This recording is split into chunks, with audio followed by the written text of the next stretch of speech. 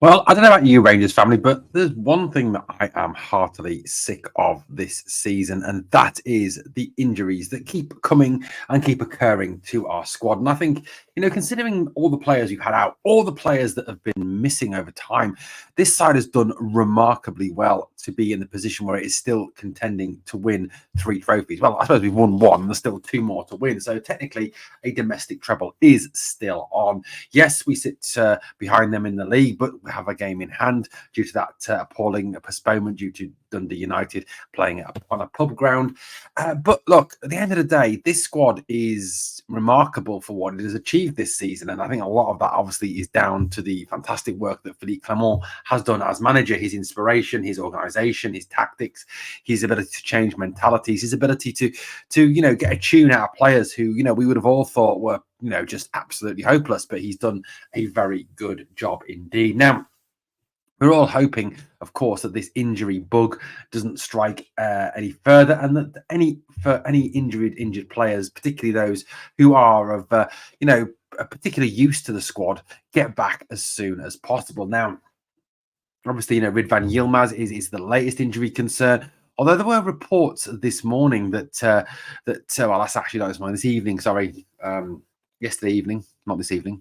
I haven't had this evening yet. Yesterday evening, that been on the 25th of March, that he is confident of being back for the Celtic game. I don't know if there's any truth in that rumour, if there's any truth in that report, but that was what Andy Newport of the Daily Record was reporting. I'll certainly look into that and get back to you with any more updates on Ridvan. Obviously, we'll know more once Philippe Clement has spoken to the media. Another one of his fantastic press conferences where he gives a little but not a lot, and where he kind of plays with the media a little bit. So let's talk about a player though who should be back soon, and that is Abdallah Sima. I think we forget. I don't know about you guys, but I think some of us forget how good Abdallah Sima is. He was contributing so much to this team. His ability to play on the left, and he comes in the way he cut in off the left and scored, created chances for others. His ability to thread balls through to the striker and to the attacking midfielder, making a run from deep. His ability to finish as well. I think, he is, along with Kamar Roof, one of the best finishers at the club.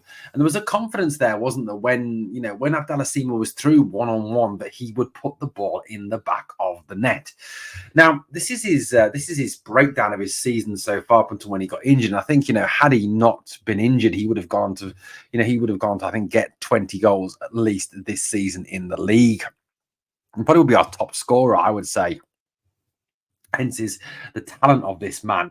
So in the SPFL this season, he has had 20 games. He scored 10 goals, 2 assists. That's 12 goal contributions in 20 games, which is absolutely fantastic. And, pretty much 1 in 2 in terms of goal from the wing, which is pretty outstanding. In the Scottish League Cup, he's got 1 goal in 4 matches.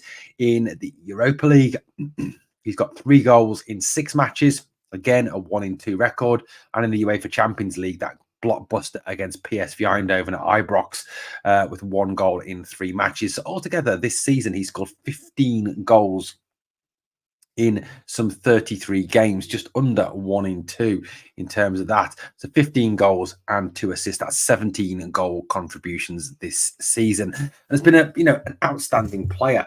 Now, Chris Jack of Rangers Review and obviously other media sources has revealed that he is, after speaking to Philippe Clement, pretty confident that Abdallah Sima will be back very soon indeed.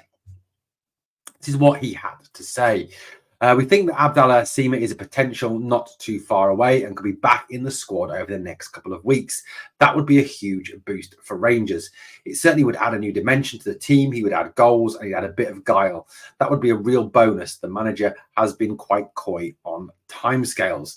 But, speaking a couple of weeks ago, he did say that Abdallah Sima was a couple of weeks away from being ready to, participate, ready to be involved in the squad again. Working on that timescale, that would put him as being ready for around the old firm. Now, if we could have, for example, Abdallah Sima on the bench for that game, that would provide great impact. I think we kind of, as that quote says, this would be a massive boost for the club. Having someone like Sima back would be brilliant news. This young man is a phenomenal footballer. We've seen this season after a difficult start where some Rangers fans didn't take to him, and he was being called a waste of space, and other things have been said about him. He really has grown into his role with the club on that left hand side, and he does provide a real killer instinct on that left hand side. And again, that new dimension, and having him back at a time, obviously, when Oscar Cortez is out injured, when Ross McCausland is not fully fit, when maybe we need to move Dujon Sterling back into defence, onto the left side of defence, or even back into midfield. Having him available would be a massive boost for Philippe Clement and his team. Now, initially, obviously, he's not going to put Sima back in from the start. That's not Philippe Clement's way. He's shown over time with managing players back from injury that he very much uses them off the bench, limited minutes here, limited minutes there, to get them ready to obviously start to play full games. So, even if Abdallah is back for the old firm, he's not going to start that game, but certainly he could have an impact off the bench. Hence is the ability of this lad. Now, like I said, this is what is been talked about from a quote from Philippe Clement from a couple of weeks ago. Now, obviously, we'll find out more as regards Abdallah, as regards Ridvan, as regards Danilo in the press conference that Philippe Clement gives this week. But, having a situation where we could have Danilo back, Sima back, and even possibly Ridvan, which has been reported, like I said, by the Daily Record, which is slightly questionable, would be a huge boost for this team. That would really give this team a huge, a much stronger look to it. I mean, if you think of a team then that would comprise of Butland, Tav, Goldson, Suter, Ridvan back, Diamande, Lundstrom, Sima on the left, Cantwell, possibly, obviously, McCausland on the right-hand side, and Danilo back up front. That would certainly give us a much scarier look, a much more fearsome look going in to the post-split fixtures, which obviously will be a whole lot tougher. Especially if it involves it will involve a trip to Parkhead. Having Danilo back, having Sima back, having those players back would be a massive boost. And it does look like we are heading in that positive direction as regards those players, which is brilliant.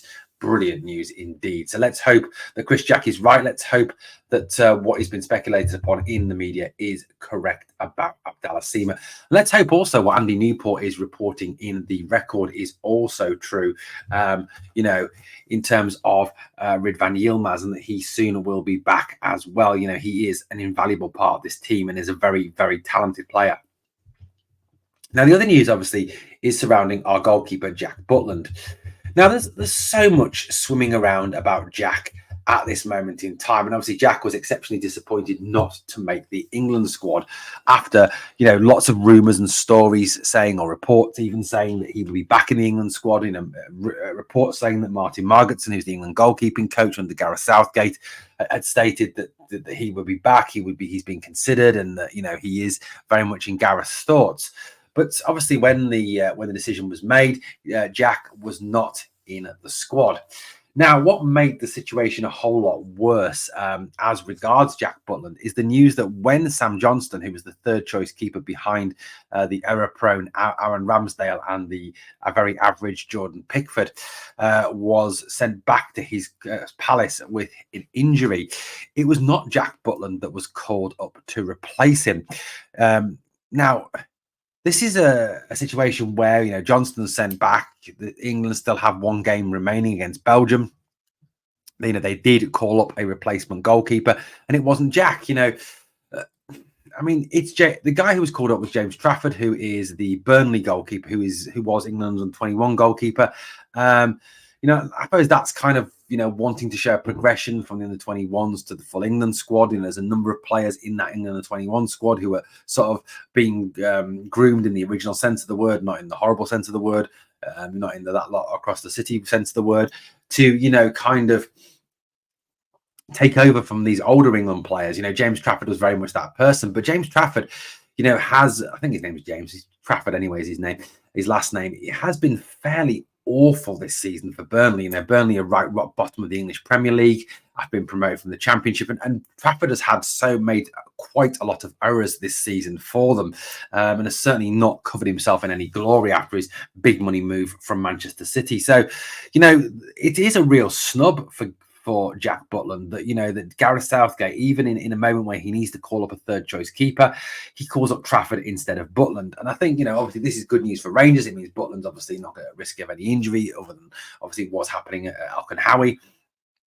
But, you know, it is a real slap in the face for Jack Butland that Gareth Southgate would rather call up a out of form, mistake-ridden goalkeeper from Burnley, who are rock bottom of the English Premier League, rather than Jack Butland, who's had success in the Europa League this season against some pretty good teams, has done well in the Champions League against some pretty good teams, you know, has won a trophy this season, is the undisputed first choice, is behind one of the best defenses in the top league in the country that he plays in. Now, I've got no doubt in my mind some of the reasons why Jack Butland has not been included in this, what it is around the snobbery when it comes to the Scottish Premier League, that, you know, with the exception of Rangers and to some extent that lot from across our city, you know, the league is very much looked down upon, and the two teams are looked down upon by the English Premier League.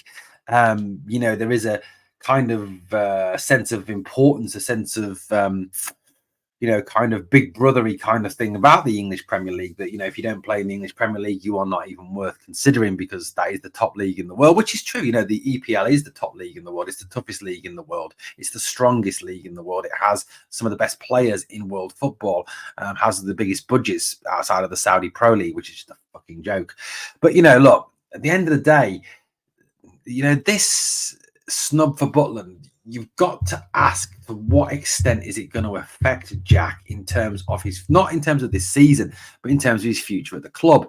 You know, how strong is Jack? These are questions, you know, that I'm kind of posing, thinking through, mulling over. How strong is Jack's desire to play for England? You know, does he want back into the England squad? And it seems that he does, you know, from what he's been saying. I thought he handled the rejection superbly well, you know, in that interview that he gave, absolutely brilliant.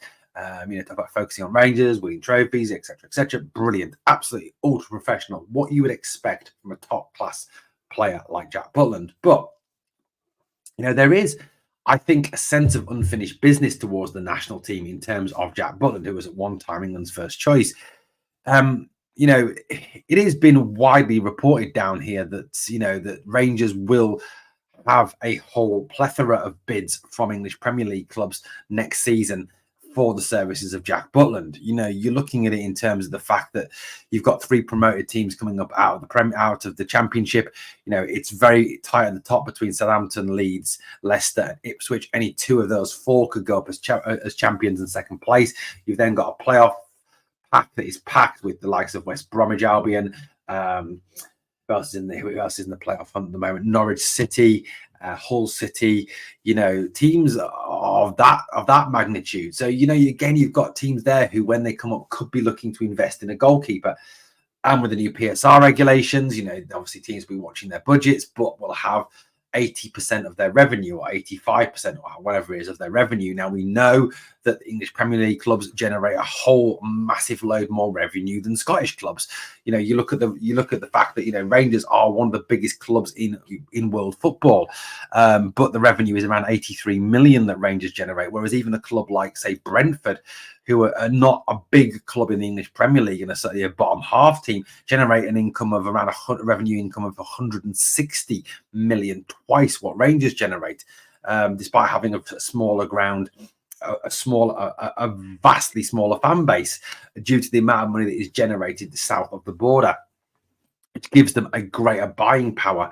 You know, it's not just those promoted clubs; it's clubs in and around the Premier League. You know, Brighton. Again, you know, Brentford, again, looking for players to purchase. You know, there's a lot of clubs there, Forests, who are obviously they're battling against relegation, so they could go down. But there is clubs in that league that are Wolves, for example, I know will be looking for a new goalkeeper next season. So, there is money there that they can invest. And that is the big issue we're going to come up against. Now, according to the reports that are coming out from down here, that there will be a whole host of bids for Jack Butland. And, the Rangers boards, kind of desire to keep hold of Jack will be severely tested over the summer. I personally hope we do keep hold of Jack. He's a brilliant goalkeeper. He's an absolutely superb goalkeeper. I think with Jack between the sticks, we can go on to have an exceptionally, successful period, particularly with Philippe Clement as the manager. But it does look like we're going to have to brace ourselves. And the kind of question that I'm posing here, and I want you to sort of think, let me know what you think, it is very much around what effect has the snub had on Jack? And is that going to kind of force him into the arms of an English Premier League club where he will feel that playing down south and starting down south will give him a better opportunity to actually get into the national team? Or is winning trophies, in Scotland going to be more of an attractive option for him? That is a huge debate. And there's obviously the fact that English Premier League clubs, even those in the lower half, can offer bigger wages than Rangers because of that financial revenue they generate. So, let me know what your thinking is about this. Hopefully, obviously, we've got some positive news there about Danilo, about Sima, and about Ridvan. And like I said, who knows about what's going to happen with Jack Butland, but it certainly is absolutely out of order that Gareth Southgate has snubbed him, that he's done what he's done. I think it just it proves what a lot of English people know, is that Gareth Southgate is one of the worst managers in England's history in terms of using the talent he's got to achieve something. This England squad, so down here, I know a lot of you are Scottish fans, a lot of you don't give a shit about international football like me, but is exceptionally talented and should achieve a lot more than it is achieving.